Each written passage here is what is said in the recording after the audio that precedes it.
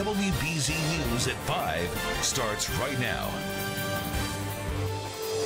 Tragedy in Dorchester. A 2-year-old boy slips away from daycare and falls off the roof of an apartment building. Good evening. I'm Paula Eben. And I'm Jonathan Elias. Thanks for being with us tonight. You know, as parents, we rely on daycare to keep our children safe, but how could something like this happen? How could this little boy make it all the way to the rooftop?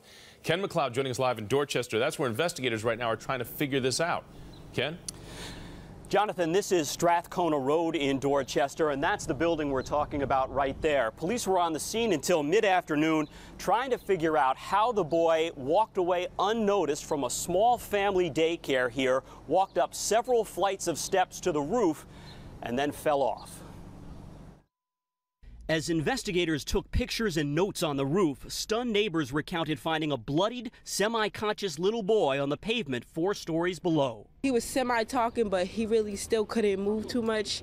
But he was all busted up and it was just bad. It made me feel bad because I have a 2-year-old. It was just after 9:30 this morning when someone spotted the youngster and summoned police. The child was immediately transported to Boston Medical Center, where unfortunately the child was pronounced deceased.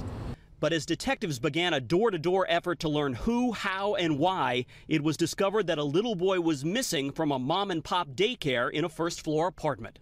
The young person was not being watched at some point and was able to go up 4 flights of stairs and sadly to push through a door and get onto the roof. Police have not yet found anyone who actually saw the boy fall, but calls quickly went out for relatives to pick up their kids at the daycare, apparently run by Marisol Ramos in apartment 8. Customers found it hard to believe she'd lost track of a child. Oh, no. She's too good. She looks after my grandson, so yeah. But when this man arrived, he learned it was his nephew who'd taken the fatal fall. He declined to speak before heading for the hospital as investigators continued to sort out the tragedy. Terrible tragedy here in the city of Boston today, and my heart goes out to the family.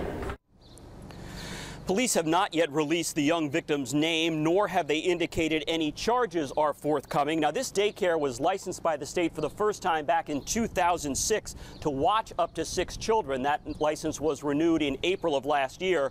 A spokeswoman for the agency that oversees such daycares did not return our calls this afternoon.